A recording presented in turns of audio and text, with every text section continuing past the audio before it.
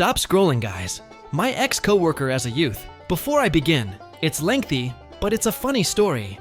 Since it's secondhand, take it as you will. So, as my title states, this is an ex-coworker from a job many years ago, when he was in his teens, so late 1950s to early 1960s. He shall be known as MM grew up in a small town. When I say small, I mean one traffic light, gas station, diner, post office, and a couple of other things. And a library. This factors in later. M and his buddies were bored. They didn't have much to do in town, and the next bigger town was an hour drive one way.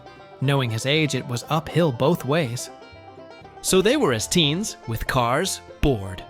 They decide to go to the library. They find a book, and in this tome, they find the perfect nighttime activity. Giddy with excitement, I'm embellishing since I don't know for sure, they get their supplies.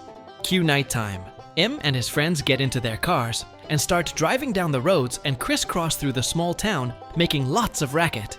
Nothing dangerous, and they're driving below the speed limit. About an hour later, the one sheriff for the town pulls the guys over and gives them tickets for disturbing the peace and a summons to appear in court. Court, they stand before the judge, known now as Jay. Jay reads the case details and asks how they plead. M has been nominated as speaker for the group and informs Jay as such, with his friends agreeing. M: Your Honor, my friends have elected me to speak on their behalf.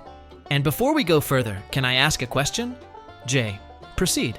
M: When we enter our plea, may I explain why we did it? Jay: Absolutely. M: Well then, Your Honor, for the charge of disturbing the peace, we plead guilty since we in fact were. But Your Honor, we had good cause. The judge is equal parts irritated and intrigued. Jay: Okay, I need to hear this. Proceed.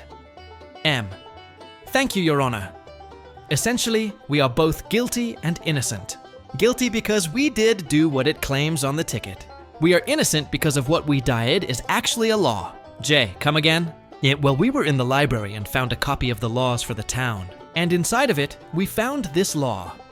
All horseless carriages must drag 8 feet of logging chain with links of 3.4 inch behind itself at night. Jay: Clark, go to the library and bring this book. A few minutes later, the clerk brings it before the judge. Jay: Show me.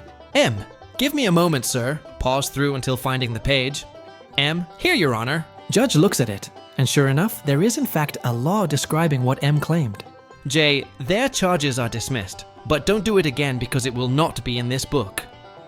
Sorry for the lengthy post, but I'm riding the train into work and had time to type it out on my cell BTW. But I did warn you,